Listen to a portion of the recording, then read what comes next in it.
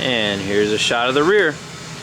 This guy's kind of beat it up a lot, but I guess it's time to restore this, which is what's nice about vehicles, metal.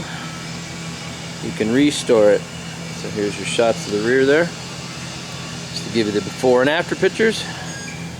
Now I'll show you pictures of the frame after we get the stock bumpers off next. Here's a 2008 Chevy. Here's the rear.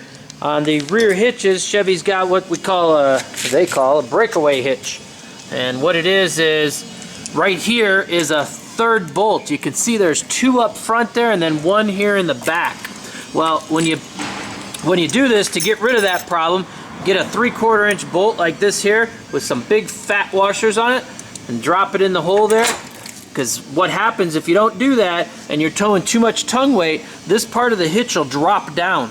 You'll never lose your load, but it'll scare the heck out of you. So you definitely want to get some 3/4 inch bolts with some big washers there and nail that guy down while you're doing the install of the bumper there. Now the next picture I'll show you is our brackets installed to the rear here. Okay, here is the rear bumper. The brackets, being installed in the rear there.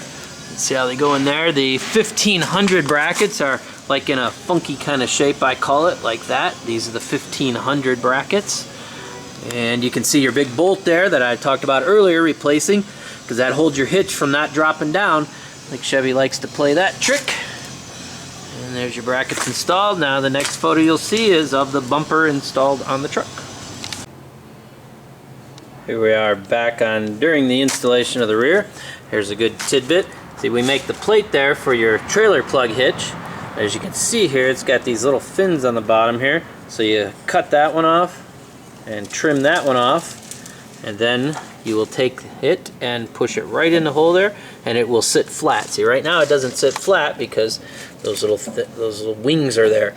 And then it'll sit flat in there, and then you take and put 2 screws in the bottom of here.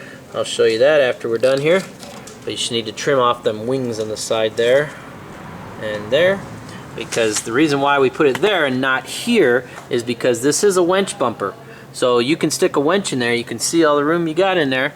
You can get up to a 12,000 pound winch in the rear of the Chevy bumpers. And it's nice to have to pull up stuff onto your trailer that's not running. I use my rear winch a lot more than I'll ever use my front. Front one pretty much just sits there and just good looking. The rear one is the one that does all the work. Thank you. Hey, here we go with the Chevy rear. And here's your trailer plug hitch installed. Like I said, cut those little wings off from there, and then put 2 Tech screws in the bottom there, and you're done. And your license plate light holes, we're the only company that cuts out for those, so you don't have to cut up any of your wiring. All your wiring will work. This particular customer had the taillight guards on there, so we got all that done, matching nice. And that's about it. Go out a little bit for you. Thanks for looking.